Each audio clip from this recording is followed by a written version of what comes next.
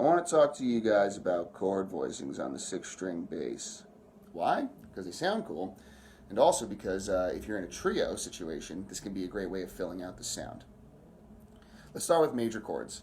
On the A string, we're going to play, I'm going to do G for this example. We're going to do root, 5th, and 3rd. On the E string, I'm going to do, this is going to be D major, I'm going to play the root, the 3rd, and the 5th. This is really nice because chords tend to move in fourths, so finding something nearby, excuse me, it's easier to play, and it sounds better, I think. You know, if I did the same progression, G to D, on the same string, sounds totally cool. If you like that, do that. But, you know, I kind of prefer this, both for sonic reasons and also just because I think it's easier on my hands. I don't have to shift as much, you know? This next one I don't use as much, but if you're looking for one on the B string, okay, so here's, yeah, we'll do G major down here. Okay, so now we can do this.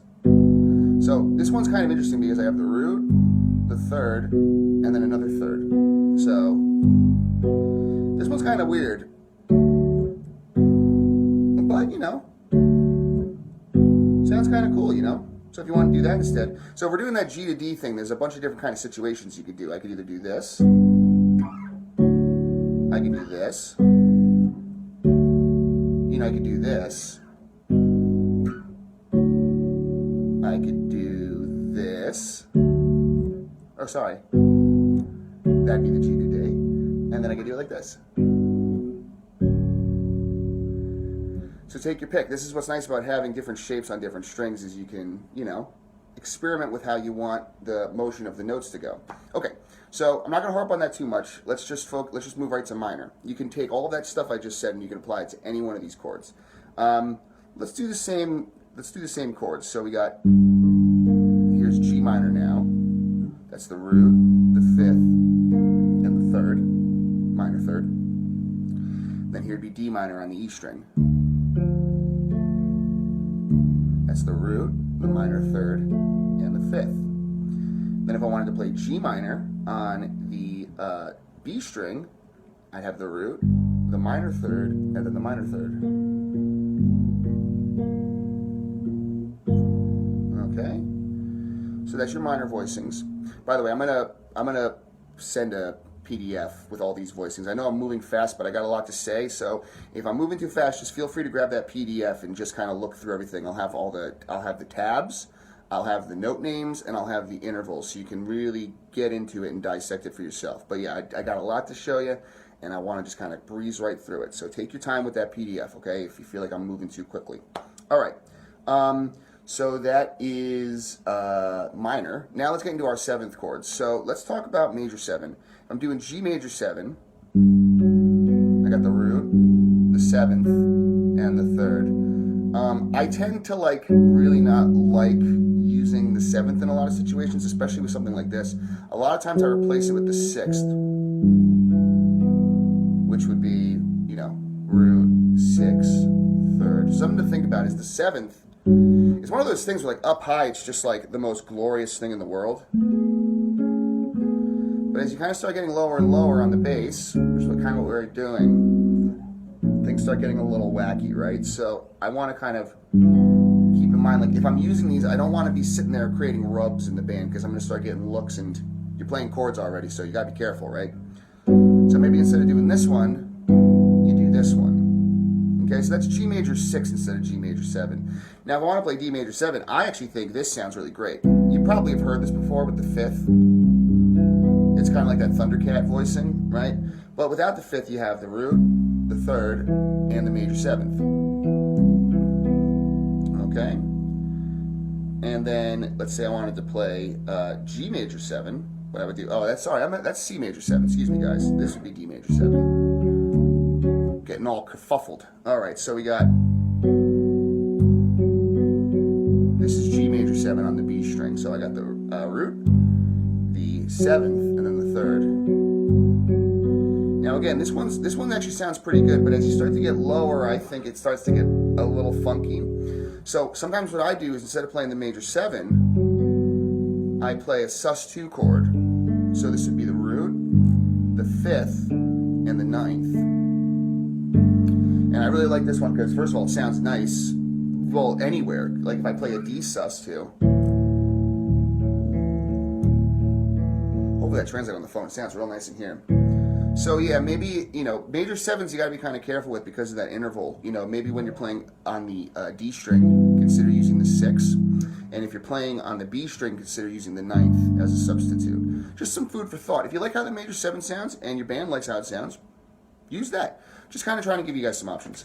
All right, now we did major 7. Let's do minor 7 now. Okay, so minor 7 on the A string is going to look like this. We have the root, minor 7, minor 3rd, okay? On the E string, it's going to look like this. So they kind of flip. And you're going to notice that trend's going to happen. So we have the root, the minor 3rd, and the minor 7th. Okay, and then on the B string, we're going to have the root, the minor 7th, and the minor 3rd. Okay? All right, that's minor 7. What I'm going to start to do, guys, is I'm going to leave out the A string because if you notice, if I play G minor 7 here, and then I just go down an octave, the guide tones, the 7th and the 3rd, are in the same exact spot. So moving forward, I'm just gonna, just to save time, I'm gonna focus on doing just the E string and the B string. Okay, so dominant 7ths. This is a D7. I got the root, the 3rd, and then the flat 7. Now if I want to play, let's say a G7 on the B string, there's the root, there's the flat 7, there's the 3rd. Okay? Now sometimes, instead of playing a dominant 7th, you play a 7 sus 4, right? So let's talk about that, because that's a really nice substitution that we could use. So instead of playing, you know, you just hike wherever the 3rd is, just go up 1 fret. So instead of playing this, that 3rd, play that guy, okay? And then instead of playing this is a bit stretchy, but you can do it. I believe in you. Root, 7th, 4th. Again, guys, I'm going to have a PDF of all this stuff, so don't worry about me going as fast as I'm going, okay? Okay.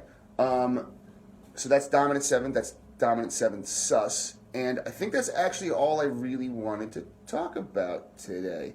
Because, you know, if you have like minor 7 flat 5, you know, you don't have, I'm not playing these with the 5th, so you could actually just take those minor 7 voicings and just move those. There is one actually I do want to talk about is Diminished. Actually, this one's really cool because, okay, so the way I approach a diminished 7th chord is like this. If I'm on the E string, I'll do this. So I have the root, the minor 3rd, and the 6th, okay? Now, what's really nice about this voicing is, well, let me show you it on the B string, and then we'll go from there. So if I want to play like a G minor 6, I'd have the root, the 6th, then the minor 3rd. Yeah, okay. And honestly, that's going to take care of most of your 7th chords, really, because okay, let's get into some of the weirder ones, right? Like minor major 7. Again, that major 7 is kind of tough, and since the diminished shape. Okay, the diminished shape has the root, the minor 3rd, and the 6th. Now, the 6th is that infamous double flat 7 that throws everybody off when they, you know, first learn diminished chords. So that takes care of diminished, but it also takes care of minor major 7 because a minor major 7 chord has a root, a minor 3rd, and a major 7. And we can replace the 7th with the 6th. So that voicing not only comes in handy for diminished chords, but also minor major 7 chords. And this is a really important thing about understanding intervals and how chords work, is sometimes certain voicings you can utilize within different contexts. Again, the minor 7 you can use with minor 7 flat 5 because the voicings I showed you don't have the 5th in them, so you can use them in either situation.